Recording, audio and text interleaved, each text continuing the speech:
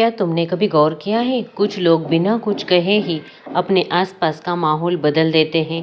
वे ना चिल्लाते हैं, वे ना किसी से मिन्नत करते हैं, वे बस खामोश हो जाते हैं और अचानक से हवा बदल जाती है। लोग बेचैन हो जाते हैं, लोग उन्हें खोजने लगते हैं, और जो लोग हमेशा सोचते थे कि वे उन्हें बहुत अच्छी तरह से जानते हैं, अचानक समझते हैं कि दरअसल वे उनके बारे में कुछ भी नहीं जानते। सोचो, अगर तुम भी ऐसा करो तो अगर तुम हर बात पर तुरंत प्रतिक्रिया देना बंद कर दो, अगर तुम झगड़े की जगह चुप्पी चुन लो, अगर तुम हर छोटी बात का जवाब देने के बजाय थोड़ा पीछे हट जाओ, तो क्या होगा? यही असली राज छुपा है। तुम जब हर समय उपलब्ध रहना छोड़ देते हो, भावनाओं में, शब्दों में, शरीर और मन दोनों से, तो लोगों के हाथ से तुम्हें नियंत्रित करने का साधन निकल जाता है, क्योंकि वे तुम्हें हमेशा तुम्हारी प्रतिक्रिया से पकड़ते आए हैं। कभी तुम्हारे गुस्से से, कभी तुम्हारी जल्दी जल्दी हाँ कह देने की आदत से, कभी तुम्हारे डर से। लेकिन जिस दिन तुमने यह डोर काट दी, उस दिन से खेल बदल जाता है। उसी दिन लोग यह महसूस करते हैं कि उन्होंने कभी तुम्हें समझा ही नहीं था। जब तुम अचानक अनुपलब्ध हो जाते हो, कौन घबराता है, कौन गुस्से से तिलमिला उठता है, कौन बार बार कोशिश करता है कि तुम्हें उकसाकर फिर से वही पुराना भाव निकाल ले, यह सब उनके बारे में बहुत कुछ बता देता है, और तुम्हारे बारे में भी। सच तो यह है कि तुम अब तक अपनी ऊर्जा ऐसे लोगों पर खर्च करते आए हो जो उसके योग्य नहीं थे। तुम हर बार हाँ कहकर खुद को छोटा करते करते गए, हर बार तुरंत जवाब देकर अपनी शक्ति दूसरों के हाथों में सौंपते गए, हर बार भावनात्मक प्रतिक्रिया देकर अपना ही खून जलाते रहे। और दिन के अंत में तुम्हारे पास क्या बचता है? थकान, चिड़चिड़ापन और एक खालीपन, जिसे तुम शब्दों में नहीं कह पाते। लेकिन मैं तुम्हें बताऊंगी कि क्योंकि तुम उन लोगों के लिए बहुत ज़्यादा उपलब्ध हो जिन्हें तुम्हारी खामोशी का एक पल भी नसीब नहीं होना चाहिए था।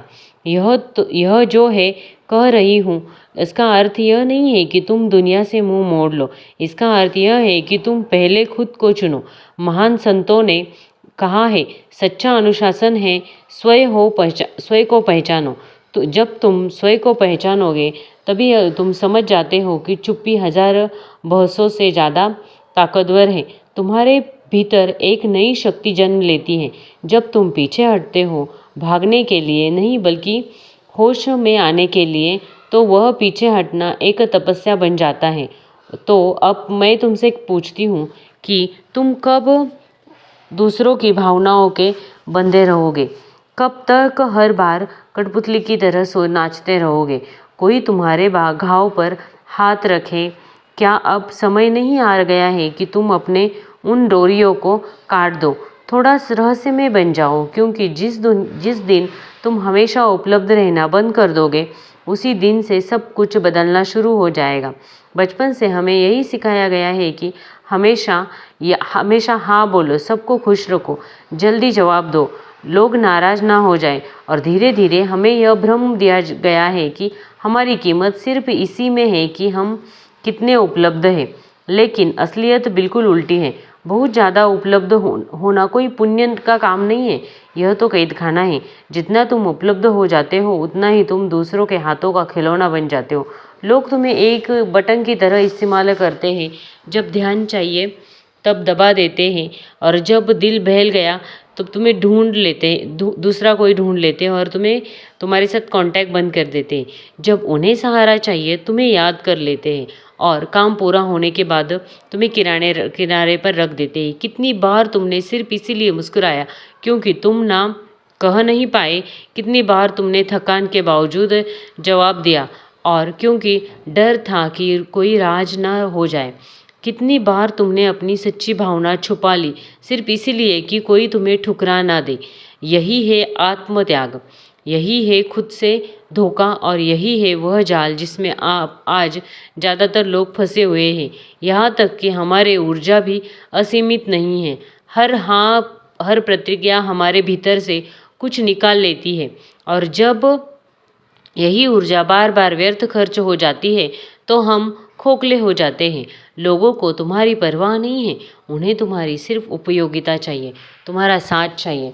उन्होंने सहारा तुम्हारी संवेदना बस उतनी देर तक जब तक उन्हें ज़रूरत है। लेकिन जिस दिन तुम सीमाएं खींचते हो, जिस दिन तुम कहना शुरू करते हो बस अब और नहीं, उसी दिन वे लोग तुम्हें बदला हुआ, अजीब और ठंडा कहने लगते हैं। असल में तुम नहीं बदले, बस अब तुम उनके लिए उपयोगी नहीं रहे।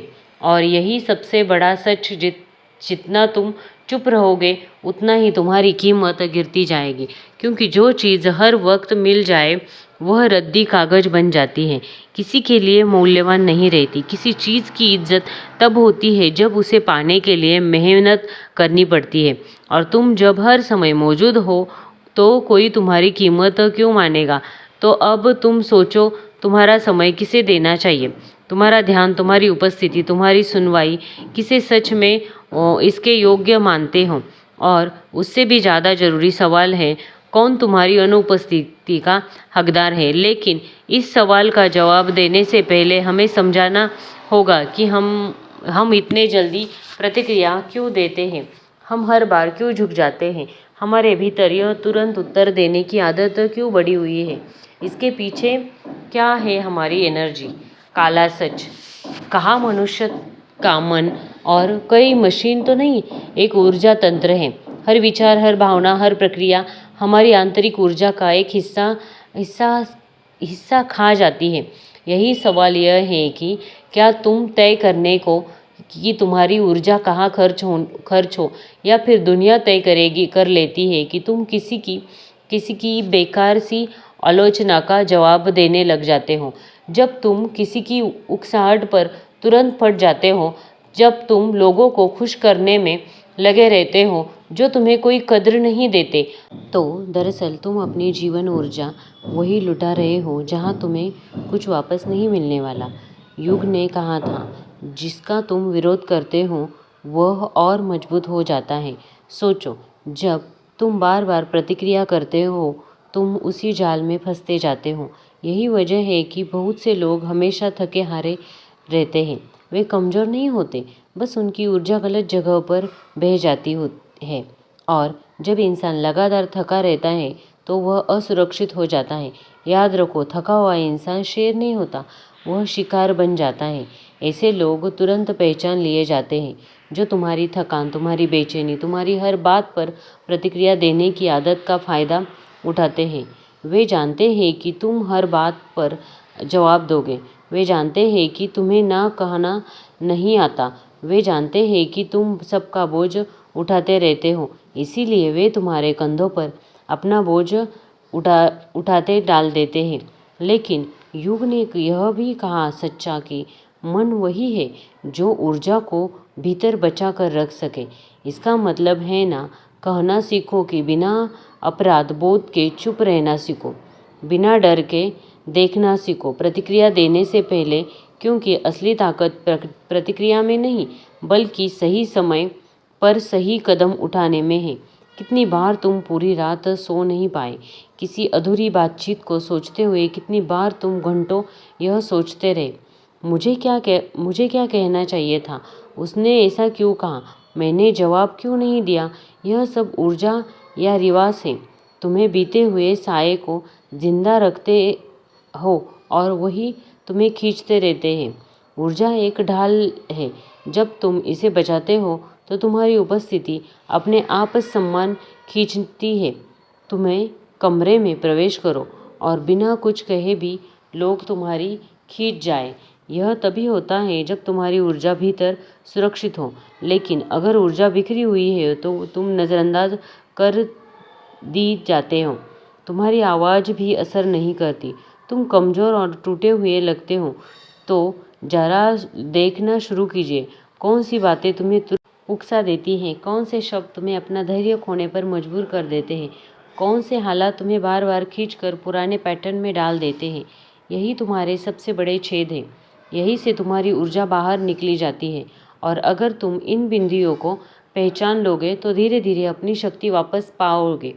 लेकिन ध्यान रहे, इसका मतलब यह नहीं कि तुम पत्थर बन जाओ, इसका मतलब है कि तुम सजग बनो, ना ठंडे ना बेईमान, बल्कि सचेत और अपने स्वामी। युग ने यह भी कहा गया था कि जब इंसान अपनी ऊर्जा को सुरक्षित करना सीख जाता है तो दूसरे की परछाइयों पर उसका काम नहीं करती। यानी कि जो लोग तुम्हें अपनी छवि में ढालना चाहते हैं, तुम्हें अपनी भावनाओं का आईना बनाना चाहते हैं, उनकी शक्ति टूट जाती है।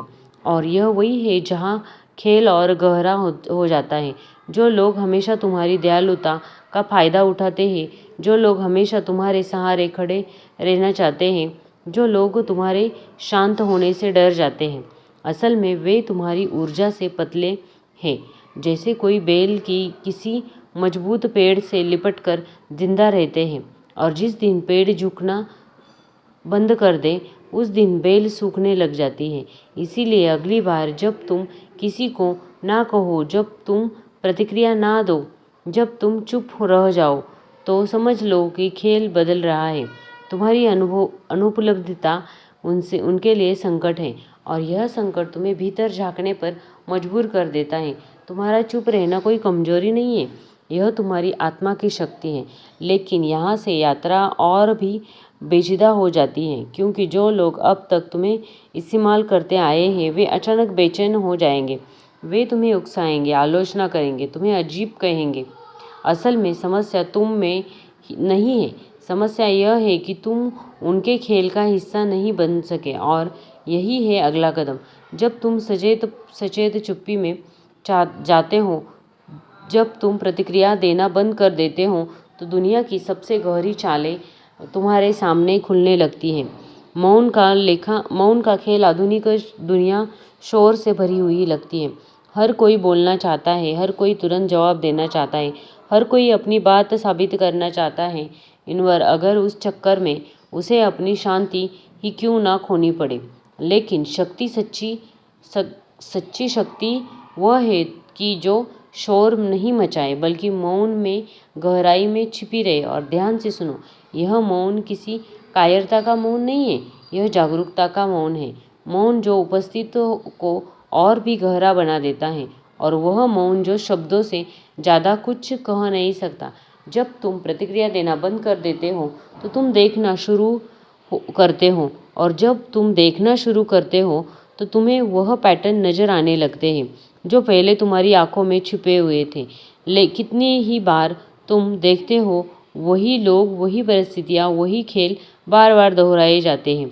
मौन में बैठकर यह तब सब साफ हो जाता है, और जब साफ दिखने लगता है तो तुम्हारे भीतर जागरूकता पैदा होती है। यह जागरूकता खतरनाक है उन लोगों के लिए जो तुम्हें नियंत्रित करना चाहते हैं, क्योंकि जिस दिन तुम देखना सीख जाते हो, उस दिन उनका खेल बेकार हो जाता है। ध्यान दिया होगा, कुछ लोग बेकार हो जाते हैं जब तुम जवाब नहीं देते, जब तुम सफाई नहीं देते, जब तुम अचानक खामोश हो जाते हैं। और यह उनकी याद नहीं होती, यह उनका डर होता है, क्योंकि तुम्हारा मौन उनकी कहानी को छीन लेता है। जब तक तुम बोलते रहते हो, तुम खेल में फंसे हुए रहते हो। लेकिन जिस दिन तुम चुप हो जाते हो, तुम नियम बदल देते हैं, और यह असंतुलन उन लोगों को पागल कर देता है। अगर आप हर वक्त उपलब्ध रहना बंद कर दे हो तो इससे क्या फ़ायदा होता है, ये तो आपके समझ में आया ही होगा। तो ऐसे वीडियो देखने के लिए इस चैनल को सब्सक्राइब करें। अगर वीडियो अच्छा लगा हो तो वीडियो को भी लाइक करें। मिलते हैं फिर नेक्स्ट वीडियो में, तब तक के लिए हैप्पी रहिए, खुश रहिए।